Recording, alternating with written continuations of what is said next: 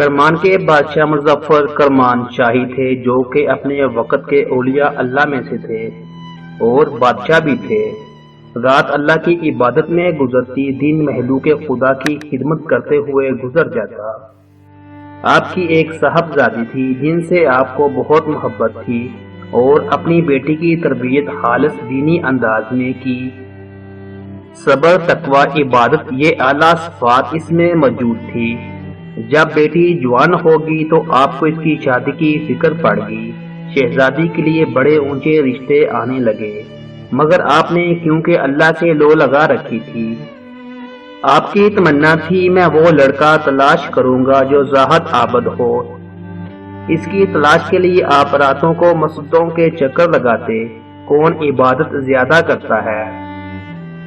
ایک رات آپ شہر سے باہر ایک ویران مسجد میں پہنچے، وہاں دیکھا ایک نوجوان عبادت میں مصروف تھا اور اس کے وجود پر کپ کپی طاری ہے اور آنکھوں میں آنسو تر ہیں۔ آپ نے اختتام نماز کا انتظار کیا۔ وہ نوجوان جب فارغ ہوا اس کا حال احوال پوچھا۔ وہ کہنے لگا غریب ہوں، ایک کمرہ ہے، آدھا گر چکا ہے، آدھا باقی ہے۔ آپ نے پوچھا شادی ہو گئی ہے؟ کہنے لگا ایسے غریب کو کون رشتہ دے گا؟ آپ نے فرمایا اگر کرمان کے بادشاہ کی بیٹی سے تمہارا رشتہ طے ہو جائے۔ وہ نوجوان مسکرا کر کہنے لگا بابا غریبوں سے مذاق نہیں کرتے۔ آپ نے اپنی انگوٹھی نکالی اور اسے دے کر کہا مجھ سے وعدہ کرو، کل تم بادشاہ کرمان کے دربار میں مجھ سے ملو گے۔ اگر دربار روکے تو اسے یہ انگوٹھی دکھانا، وہ تجھے میرے تک پہنچا دے گا۔ صبح وعدے کے مطابق وہ نوجوان پہنچا، دربان کو انگوٹھی دکھائی، وہ بادشاہ تک لے گیا اور یہ دیکھ کر حیران رہ گیا کہ رات والا بوڑھا خود وہ بادشاہ سلامت ہے۔ بادشاہ نے اسی وقت قاضی کو بلوا کر نکاح پڑھوا کر انہی کپڑوں میں اپنی بیٹی کو رخصت کر دیا۔ وہ نوجوان اپنی بیوی کو لے کر اپنے گھر پہنچا۔ اس نے دروازہ کھولا اور دلہن نے اپنا ایک پاؤں ابھی اندر داخل ہی کیا تھا کہ اسے گڑے پر پڑا ہوا روٹی کا ٹکڑا نظر آ گیا۔